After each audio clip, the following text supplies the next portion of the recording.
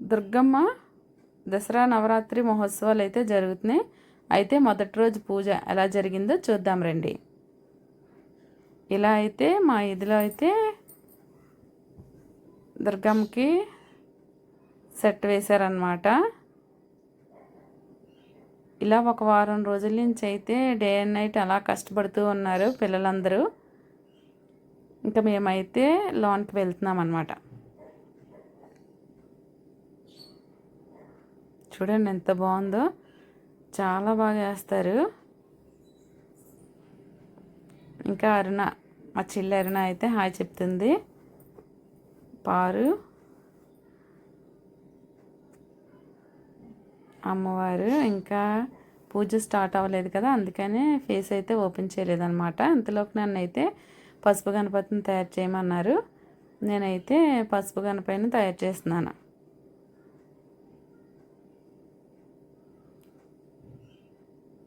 గణపతిని తయారు చేసి 2 పువ్వులు పెట్టేసి పంతులు గారికి అయితే ఇచ్చేస్తున్నాను అనమాట.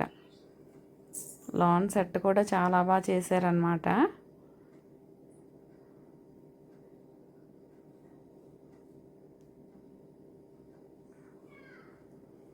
ఇంకా నిమ్మకాయల దండ కుట్టుకొని అయితే వచ్చారనమాట. నిమ్మకాయలకు కూడా కొంచెం పసుపు రాసేయమని అంటే కొంచెం పసుపు రాసేసాను అనమాట. ఈ దసరా ఈ 9 రోజులు చాలా బాగా జరుపుకుంటాను నేనైతే. ఇప్పటి నుంచి కాదు, పెళ్ళైన స్టార్టింగ్ దగ్గర నుంచి దసరా నవరాత్రులు అయితే నేను చేసుకుంటాను అనమాట. ఇప్పుడైతే ఎక్కువ జనం అందరూ నవరాత్రులు అయితే చాలా గ్రాండ్గా చేస్తున్నారు, కానీ నేను స్టార్టింగ్ నుంచే 9 రోజులు చాలా బాగా చేసుకునేదాన్ని. నాకు చాలా ఇష్టం అన్నమాట ఈ 9 రోజులు అయితే. ఇంకైతే నిమ్మకాయల దండ పసుపు అయితే రాసేస్తున్నాను. అమ్మవారికి అయితే నిమ్మకాయల దండ అయితే చాలా ఇష్టం కదా. అసలు నిమ్మపండునే అమ్మవారి కింద చూస్తారు.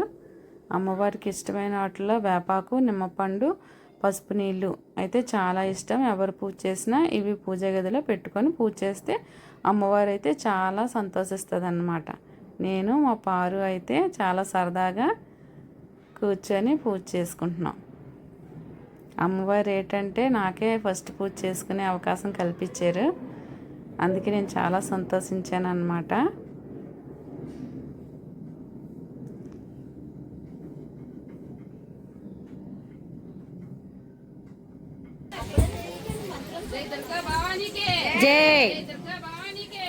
చూడండి ఎంత కలగా ఉన్నారు అమ్మవారు అయితే.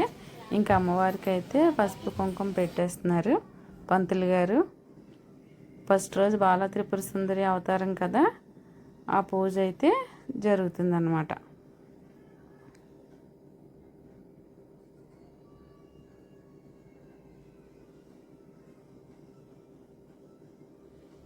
ఇంకా కలశస్థాపన అది చేశారు.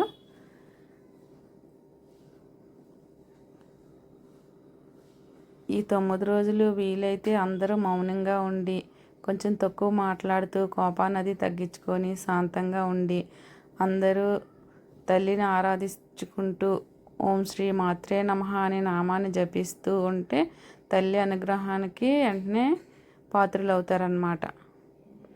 ఇంకైతే అమ్మవారు అయితే ఇంత బాగా అలంకరణ చేశారు. దండ అది వేసేసి ఇంకా ధూపం, అమ్మవారికి అయితే ఇష్టమైన వాటిలో ధూపం కూడా చాలా ముఖ్యమైనది. అలాగా ధూపం వేస్తూ ఉంటే అమ్మ అయితే ఎంతో సంతోషిస్తుంది అన్నమాట. ఇంకా కలశస్థాపన పూజ కూడా జరిగిపోయింది.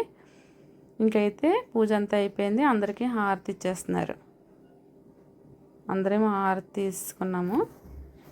ఇంకిక్కడ ముత్తైదువులందరూ ఒకరికొకరు అయితే బొట్లు అది పెట్టుకుంటున్నారనమాట.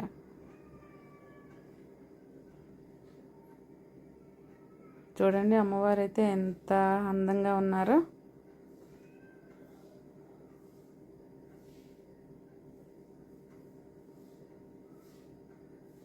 ఇంకా ప్రసాదాలు తీసుకున్నాం.